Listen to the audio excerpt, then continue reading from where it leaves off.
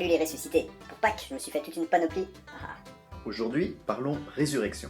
Les évangélistes racontent de manière différente. Exemple, eh bien dans l'épisode du tombeau retrouvé vide, Matthieu dit qu'il y a un ange.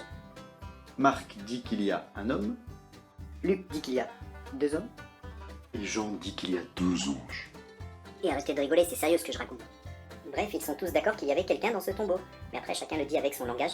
Le but n'est pas de savoir qui a raison, mais de comprendre ce que chacun veut dire. Maintenant, regardons quels sont les points communs entre les évangélistes. Il y en a 7 à chaque récit d'apparition. Les voici. Premièrement, c'est toujours Jésus qui prend l'initiative de se révéler à quelqu'un. Ici, Les disciples d'Emmaüs n'ont rien demandé, c'est Jésus qui prend l'initiative de venir les rejoindre. Deuxièmement, personne ne reconnaît Jésus. Ça veut donc dire qu'il est différent. Certains le prennent pour le jardinier, d'autres pour un gars qui débarque et qui n'y connaît rien, comme ici. Troisièmement, le corps de Jésus a quelque chose d'une réalité terrestre.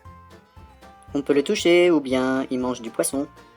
Ici, on le voit prendre du pain dans ses mains. Mais quatrièmement, son corps a aussi des propriétés pas très terrestres. Ici, tout simplement, il disparaît, fuite.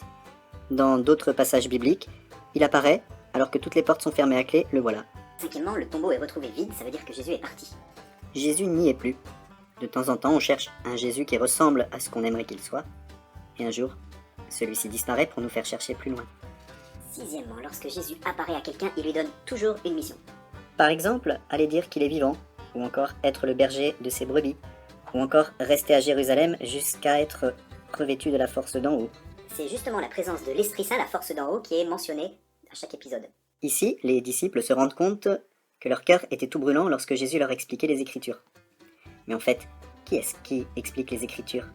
Qui est-ce qui les révèle, qui rend leur cœur brûlant? Sinon, celui qui les a inspirés. Ok, quels sont les 7 points? Est-ce que tu as comme mémoire? On se souvient de combien? 1, 2, 5, 7.